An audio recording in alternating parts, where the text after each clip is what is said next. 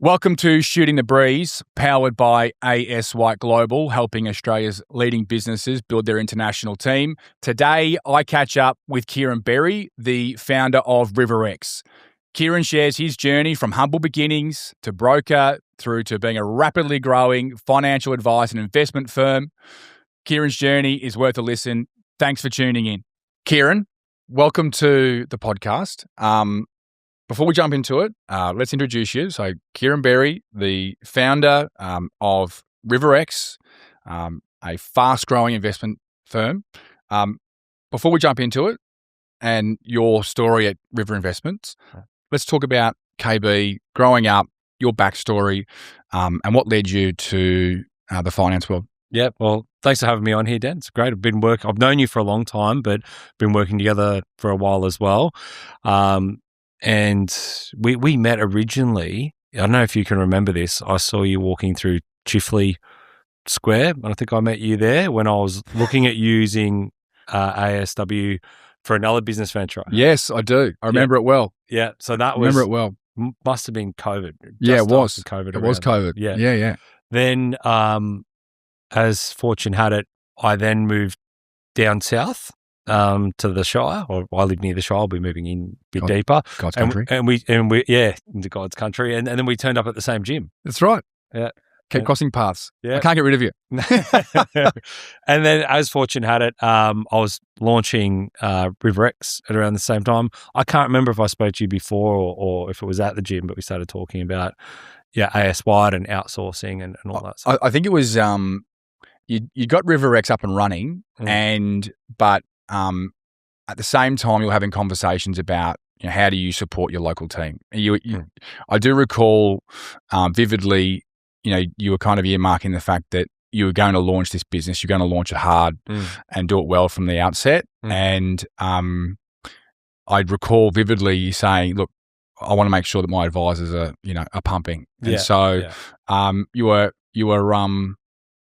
kind enough to give me a heads up to say, "Hey, this is coming down the line. We're going to grow this business." So, we're crossing paths a fair bit, and obviously seeing each other almost daily now at the gym. Take us back before River Investments kicked off. Tell us about KB growing up. What's led you to make you the man you are today? Yeah, sure. So, I've come from Western Sydney, so I grew up in a suburb called Minto, and born and bred there. Parents were both school teachers. Went to school out there, and at a young age, I think I was about 19. I moved into the eastern suburbs. Just wanted a bit of a sea change, and so basically, when I finished high school, I immediately started working in finance. I went and sat down with a recruiter, and I started out working at a stock market newsletter.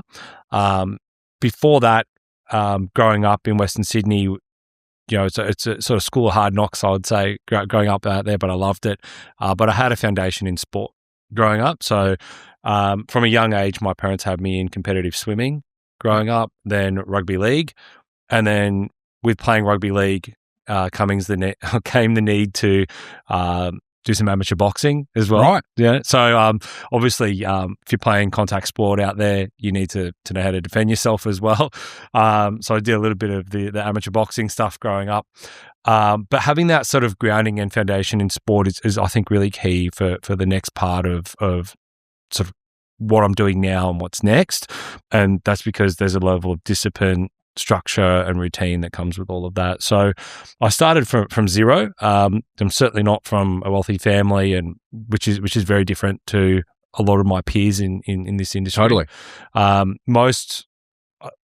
though I'm sort of clean skinned, which is also a rarity, a lot of the people I grew up with are sort of blue collar, covered in tats sort of thing. But I sort of walked into that environment looking like I was a private school kid, but definitely absolutely was not one. So I came into the industry without the qualifications, without the private school background, without the sort of family backing you'd normally see in this space. But I entered into a sort of performance-only type environment very early on. So in my very first job, which was working at a stock market newsletter, my base salary was $45,000 a year. And the rest of my earnings came from selling newsletters, which were just stock market newsletters and research. Yep. And That was before the GFC, before the global financial crisis. Yep. And then when the GFC hit, my commissions pretty much went to zero. Right. Because no one was interested in buying newsletters about a market that's on fire. Really. No. And at the time, it's like, well, the market's collapsed. It's probably going to stay collapsed for a while. So the first thing people do in that scenario is cut their costs. Sure. And research was one of the things that they decided to cut. So we saw a decline in new sales. And then I felt, well, I have to be a bit more rounded than selling newsletters. So the next natural step was to get into advice. So I went and got my qualifications to then provide general advice to wholesale clients. Yep. And that's what I started doing next. So I worked at the newsletter, then I worked at a boutique, which is where we were doing both newsletter and some wealth advice to wholesale investors only. Right. And that was a good grounding before I got into real wealth management, which was when I worked at Shaw and Partners. And I worked there for about a decade. Right. And during my time there, I built up a substantial book, again, performance only. So in the boutique and at Shaw's, it was commission only. Right. At those roles. And basically don't sell, don't eat. Yeah, that's right. But the benefit of working in wealth is that, if you build up a foundation in terms of a client book and you get your clients good results, your remuneration is tied to the performance of the client's portfolio. Yep. Because we charge a 1% funds under management fee. Yep. So being able to build that book meant that I could build a foundation where you're not reliant on the next sale. No. It's about, okay, well, if I can build a good foundation and then grow that over time, then I grow alongside of the clients. Yep. But back to having that foundation in sport, it means like you can't just be motivated for a day or a week. No. To build that foundation. There's a discipline in it where you have to turn up every day and you have to grind it out. You have to grind it in, get the sessions in, get the reps in, that sort of thing. Yeah. So like with my background, having always come from zero and having to fight for everything along the way, that kind of worked really well with that commission only type environment. Even though it was a bit uncomfortable at the time, taking that risk early meant that I could then build a foundation of clients. Some of those clients I still deal with today. Yep. So some of them I've been with for 10, 15 years. And I've been proud to help them build their wealth over that time and help them deliver on their own goals. All right, two questions for you. The first one is, was finance always going to be the calling for you? I mean, you mentioned obviously both your parents were teachers, and then you had the sporting background. But then coming out of school and going into your first job, was finance always going to be the industry that you sort of saw yourself throwing yourself into? Or was that just more by way of chance? I had no idea what I was going to do. I actually did like a PT course, and yep. I did a whole bunch of other short courses in different industries to try and test out what I'd like. Yep. I ended up just sitting down with a recruiter saying, "What have you got?" Yep. And they put me in front of this company, and it would just seem like the most compelling. That was it. Pretty good sliding door, though. So you think, in hindsight, what a good sliding door for you? Yeah, yeah. And look, there are other options. Like, I was offered a role working at News Corp, selling advertising at GQ. Yep.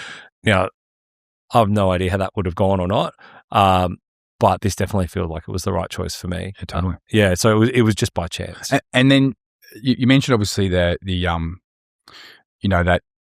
model where you're being remunerated obviously for the deals that you can close and what have you. So, do you feel that the sporting background, the discipline, what have you, and given that you've been in the industry for a really long time, do you think that has positioned you at an advantage over many that may be coming to the industry and perhaps bail out? Do you think have you seen people come and go who haven't had the tenacity to maybe stay into it, or has it been an advantage, do you think?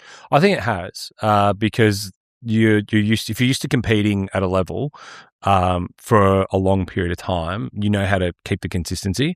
I would say as well, like it's not essential though. Like I've got some guys in my business now who are great performers but don't have a sporting background, but they've just got that naturally in them. Drive. Yep. Yeah, they've just got that drive. But I do feel that having that there it almost becomes second nature to you. Yep. So if you're used to having to turn up to a session every day or twice a day or whatever it is, then you're used to also getting to that same routine when it comes to business, whether it's making outbound calls, handling administration, reviewing client portfolios, having a structure about the way you do things kind of works really well.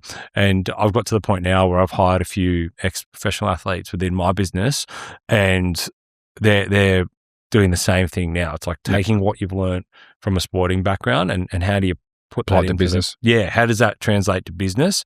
And there are a lot of similarities between the two. So I think it can give you an advantage. It's not essential, but you've got to keep it. Like you see a lot of people that come out of professional sport and that's crash and burn. But others have got that in them just to keep going. So then, keen to hear with the transition into business ownership, kicking off RiverX. What was the motivation? Was it to go into business for yourself? Yeah, so there's a couple of reasons, right? So on reflection, I could have stayed doing exactly what I was doing and taken home more money on a PAYG sort of basis and after tax outcome basis compared to what I earned in the first 1 to 2 years setting up the business. Sure. So the decision wasn't always entirely about remuneration because I could have just sat where I was and I was on a, let's call it a 50-50 split. I was sort of in the top 10, 20 sort of business writers in the country in that business. That business has got 185 advisors. They manage like $50 billion now. So they're not a small wealth management firm by any stretch. But I could have just sat there and kept doing it. But there were things that I felt I could do better. That's what it came down to. I felt I could do better. I felt I could create a comparable model where I could create a solution for myself and other advisors where I could provide a better level of support, a better offering for the clients as well. And I just felt that there was transactions that could have been conflicted in that environment where I didn't really want to operate under that model anymore. I wanted to have something that was a pure play on wealth management rather than having like your own corporate research, ECM and all that sort of stuff. And the business may evolve down the track, but what I wanted for the next sort of 5 to 10 years was to have a pure play wealth management business. And I didn't want to be tied to a brand where they have sort of their own in-house corporate transactions. And we got to a point where there was a whole bunch of transactions. Some went really well, but there was also a whole bunch of them that didn't. And it just became difficult to manage client expectations in that environment. So I just wanted to build something out that I could call my own. I felt that I was in a financial position because I spent 10 years in that prior role, getting a really good level of income and earnings. And that enabled me to build a balance sheet where I was comfortable enough to say, well, now I can make an investment in my own business. And one of the things I saw in that business as well was they were bought out by a multinational, I should say, probably about, 6 or 7 years out of the 10 I was there they got bought out. And there was a huge liquidity event. Right. And I saw what the equity value was in terms of, sort of value creation there. And that sort of outstripped the earnings capacity by a lot. Right. But had I not had the foundation and the balance sheet and sort of pay down the house and all that sort of stuff, then I would never have been able to take the risk. But then I got to a point where I started looking at the pay away I was getting, the service level that I was being provided, and then I felt, well, I changed my model. My model within the business changed. So when I started there, I was a stockbroker where I was just buying and selling shares all day long. Yep. I started pivoting to a more holistic wealth management approach, which focused on deploying capital with reputable fund managers, opposed to me trying to pick single asset opportunities. Yep. And I developed great relationships with those funds. And I felt that, well, I went and sourced the relationships with those funds. So therefore the relationship in IP was mine. So what's the firm really offering at that point? So I felt that, I could create a more competitive model, a better support structure for the advisors. And then I felt that I had my own IP so I could go to market. But you had to have all the other things first, like you had to have the foundations. Yeah, you had to have done the time. You had to have done the time in the chair to know what the risks were, the nuances of operating a wealth management business, and you don't entirely see that as an advisor, but also to have the balance sheet to then have the confidence to step out and start your own practice. Because if you don't have capital, if you don't have the right contacts, if you don't have the right plan, then it's fraught with risk. Totally. But the planning takes the risk out of it. So, and was maybe part of that, KB. I mean, at the end of the day, you're still putting your own hard earned on the line, right? So, you've gone away. You've been stockpiling. Pardon the pun, but you've been stockpiling cash. Thankfully, and being able to give yourself an opportunity. But at the same time, it's backing yourself completely. To the extent that not every business succeeds. Do you think maybe there's an element of, and I see this with a lot of business leaders, is the kid from Minto, chip on the shoulder, keen to make plant his flag and make an impact. Is there a part of that that's sort of driving you to keep going down this path? There's a bit of that, but it's not entirely like what I wanted to do is I feel like you have to practice what you preach. And the way I had the capital to buy my first property, be financially secure, and C, to start the business, was by actually following the wealth creation strategies that I recommend my clients. Right. So the way I got to that point was by I put together financial plans for high net worth individuals, and there comes a point in your life where you're like, well, why am I doing this? Yeah. Like you should be aligned with your clients. So in order to take that next step, I needed a plan and a strategy. Yep. And I just used my own plan and strategy that I've been recommending to clients. And so part of it's sort of like, I wanted to do better for myself and do well for my family. Yep. That's one part. There's a part of that sporting part where you just want to win. Yep. So it's just like a competitive sort of nature that might be built into you. It's like this charity thing we're doing right now. Yeah. I'm trying to hammer people on the ski erg next to me. I'm not getting a medal at the end of that, I'm just doing it because I'm naturally competitive. Well, I'm glad that you raised that, because one of the goals that you've noted that you want to raise a considerable amount of money for charity this year. Yeah. Tell us about that.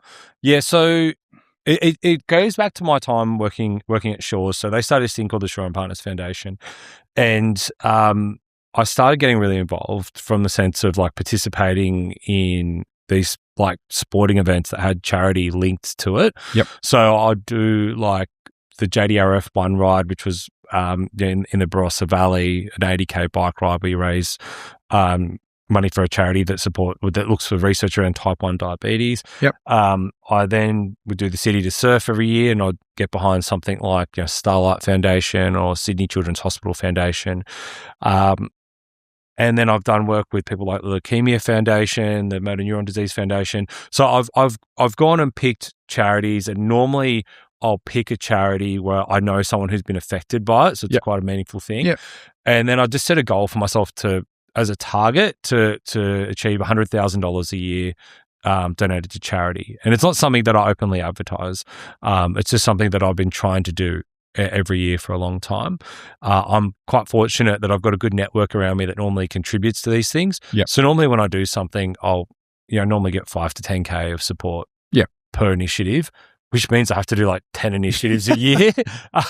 But that kind of keeps me on the straight and narrow because we're now doing this 100 for Harper, which I've signed on as a sponsor for, and that's coming up on the 29th of March.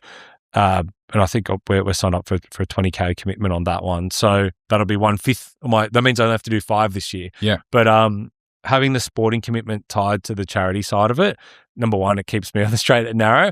But number two, it's actually just really rewarding to give back to the community. Yeah.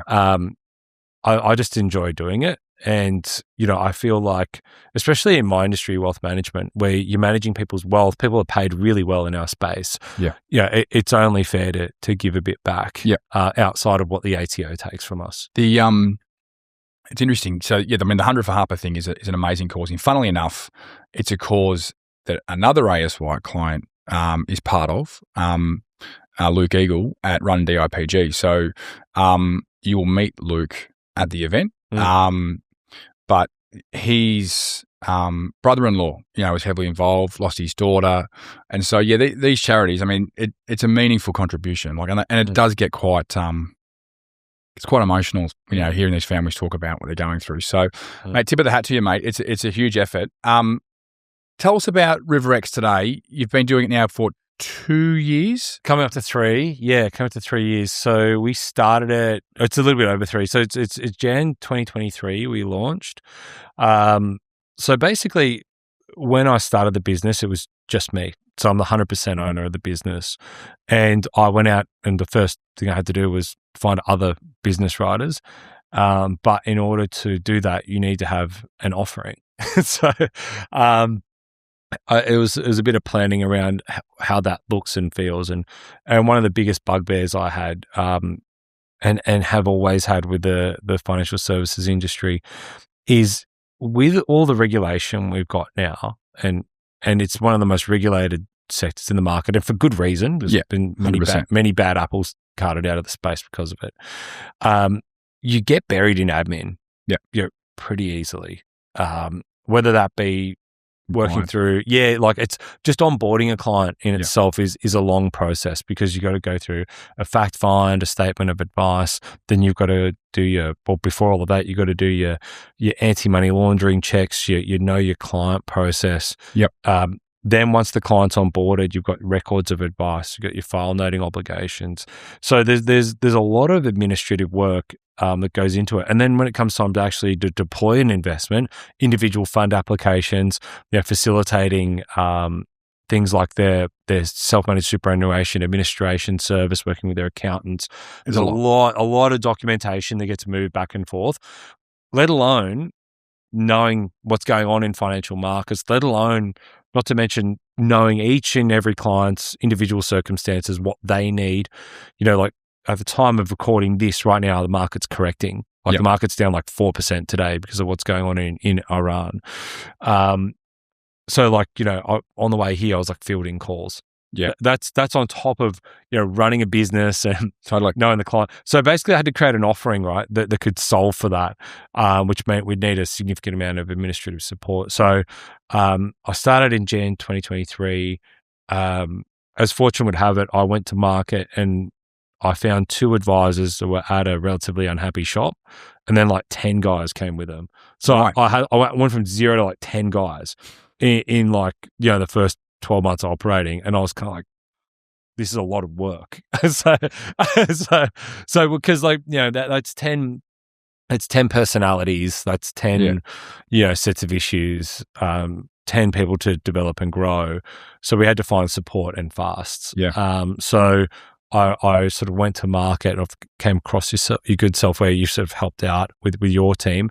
But then on the ground here as well, we needed to build out a management structure to then deal with, offshore and onshore teams. And it was a scramble at the beginning. It's a much more settled business now. We're in our rhythm and flow, which takes a bit of time. But baptism of fire to start with. Yeah. To go from 0 to 12. Yeah. Quickly. Yeah. Is, in the industry that you're in, is nuts. Yeah, it doesn't happen often. No. And then we kept expanding after that. And so I got up to a peak of 25. There's 25 advisors on the phones. But I would say, initially when I was setting out, I would have said, give me 50 advisors, a national presence, I want to get to 10, 20 billion. These are sort of milestones I set for myself. 10 billion in 5 years, 20 billion in 10. That's the sort of numbers I had in my head in terms of milestones. Funds, or in terms of funds under management that I wanted the firm to handle, because I tied that to the 1% funds under management fee, and I didn't contemplate transactional costs, because you value them at 0, they could be there or not. And then you sort of work it back and you go, well, 1 billion at 1% is X. 20 billion at 1% is Y. So if you want to achieve a valuation of Z, well, you need to get there, right? So basically, I had these numbers in my mind. What I found, and this is a big learning curve through the whole thing, is that it's not about the quantity of advisors you have. It's about the quality of the people you have. Yep. So we then started actually culling them. So we went through and sort of changed our financial model a little bit, and we got up to 25, and now we're about 15. Right. Which has been really good because we've had an opportunity to figure out during that process, and that might sound like a lot of movement within a 2 to 3 year period, but we had to figure out what we wanted and what we wanted to be and what we wanted to stand for and the type of people we want to work with. Yep. I'd rather manage, 5 or 10 or 15 advisors that have a more substantial book behind them, who are more sophisticated, who are more commercial to deal with. They're the sort of guys and girls we want to work with. Yep. Whereas we took a punt on some smaller writers at the beginning that didn't really have a large foundation behind them. And that was a struggle because, if they were always struggling, you're always sort of trying to drag them along. Yeah, you're trying to drag them along. You're trying to move very quickly. You're trying to give them incentives or initiatives to get them going. Yep. And that's just impossible. Like I think if you're a startup business and you're trying to run your own book of clients, not to mention all the other stuff I just mentioned, sport, family, charity stuff, building a business in a competitive space, that's really hard. You need contributors. It's really, exactly. Yeah, you need profit centers, not cost centers. Yeah. And that's what was happening. Some of these guys were a cost to the business in one way, shape, or form. Yeah. Whether it was they were an administrative drag, or they just weren't producing enough, or it was a case that they were a liability from a compliance standpoint. Yep. So we just said, you know what, and it was really helpful. I hired a guy called Phil Hand from Morgan Stanley. We had a strategic review of the business in terms of the business operations and the people we were working with. Yep. And we just said, you know what, a whole bunch of these people aren't right. In fact, when he walked in the door, I sat down and said, your first job is to review all of this. And if we have to take a knife to it, so be it. So we did. So that's been a really, really positive experience for us because we've now got guys who are really meaningful within the business. Looking ahead, what's the next chapter look like for RiverX? So we're working on the acquisition of another practice now, which we hope by the time this podcast goes live, it should be done. But these things can take time. Yep. But that acquisition would roughly double our footprint, so go back to high numbers again. But it comes with it a substantial amount of assets and producing assets. Yeah, it's complementary. Yeah, exactly. And it is complementary in terms of the people, the geography of where those people are, and the type of business they have as well. Yep. But again, and part of the reason why we're here is you can't do that without the right support. So, you went down the path, on the support side. You mentioned that you wanted to, you said you hated obviously the compliance, the admin, the reg paperwork that went along with everything, and you hired a few staff through us, and pretty quickly, I think you hired maybe four staff, almost. That was 5, I think. Yeah, I think we hired 4 immediately. Yeah, you did. Yeah. And so tell us about that experience. I mean, for someone who perhaps didn't have an international team dedicated, prior, how did you find that experience overall? Now you've gone from one staff member yourself locally to now being 12 advisors, an international team. Tell us about that. Okay, so the first thing to say is with international stuff, the first thing I didn't realize is, and this should have been an obvious thing to me, is they've all got a different public holiday schedule to Australia. so first things first, I was like, okay, I figured out what their schedule was, and I picked a jurisdiction with you and your help that would marry up well with us. Sure. And we had a conversation about where it was going to be, sure. And then we found a time zone that fit and a public holiday regime that fit, and you actually told me all of that up front. You're like, yep, there's going to be like that. And I was like, yep, good. So we knew what we were up for straight away. The second part was they're culturally, they're very different offshore to Australia in a very positive way. Yep. So when I've ever dealt with them, number one, they've all been great people. So they've been polite to deal with. They really appreciate the job. Yeah. They really appreciate having the seat. It's refreshing. I mean, a lot of my staff are very happy as well, but they're also like 4 times the price and happy. Yeah. So like they should be happy.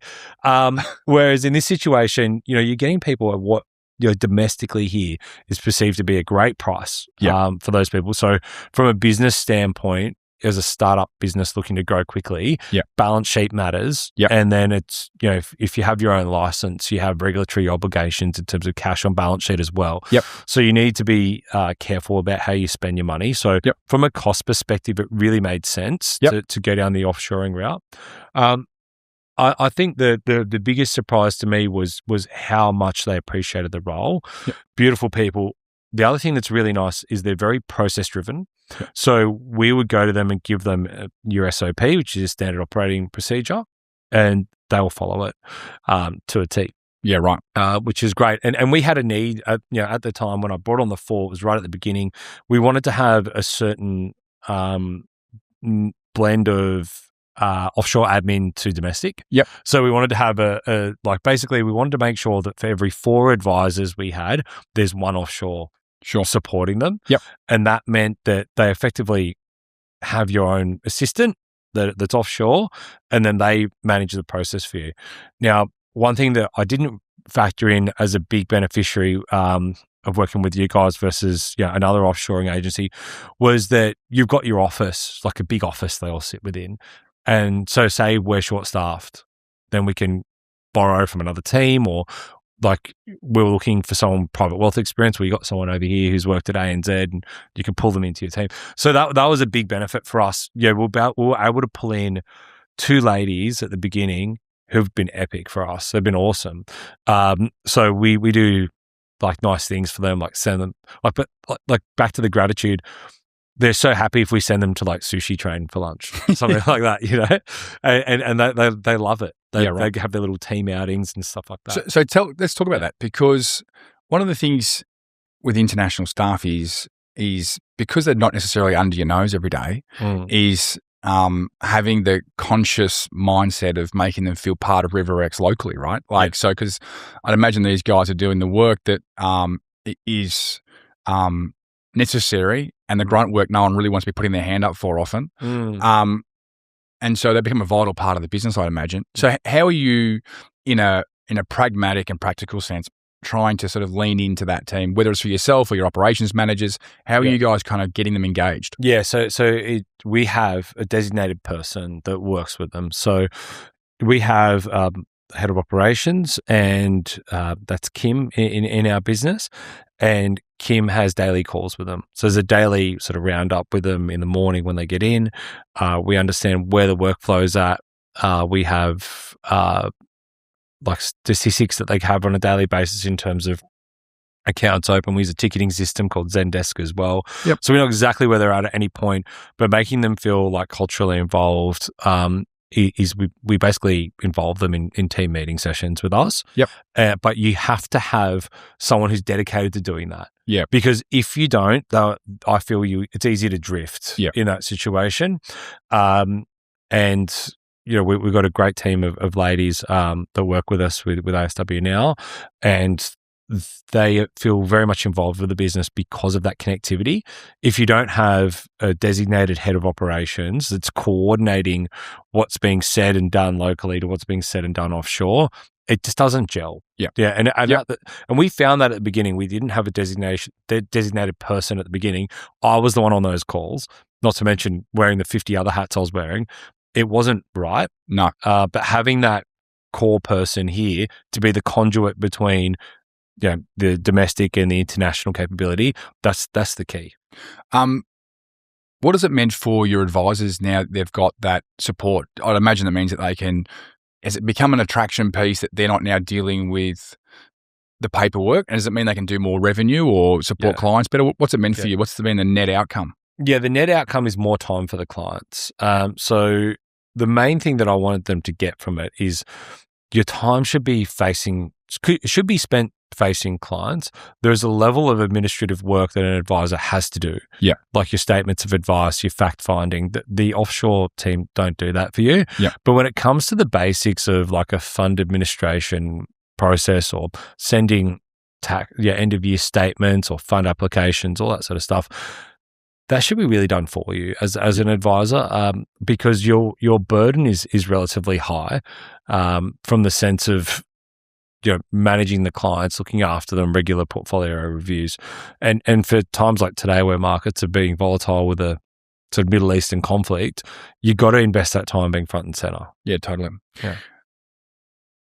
Now, I guess a piece of advice you might want to share for a business leader, either getting in finance like yourself, or anybody, whether that's growing a business locally or hiring staff internationally. What's a lesson maybe you've learned out of this that you'd like to pass on? Yeah, well, the main lesson was getting that person for the multinational, the domestic and the international conduit, having that one trusted person. Yep. I'd recommend getting someone who's managed teams before to do that.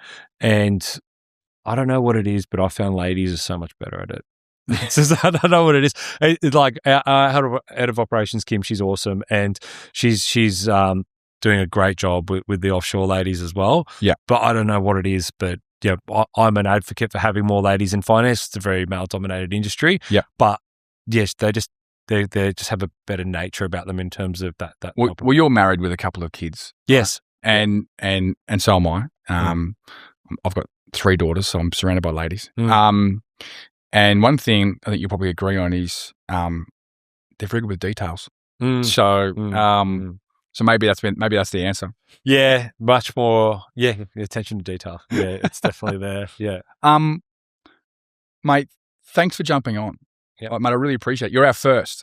So I appreciate you being the pioneer. I think anyone who has met you, KB, will tell you never do things in halves. So you're a man of extremes, extreme in business, extreme in your health and fitness. I know you spent a bunch of time with your family as well and leaning heavily there as well. So, mate, I really appreciated you jumping on. Appreciate you sharing your journey. And you've built a sensational team locally, but also internationally. And I know those guys really love you. So thanks for sharing. No worries, mate. Thanks for having me. And, mate, more than happy to support the team that's supporting us. So thank you. Thank you so much.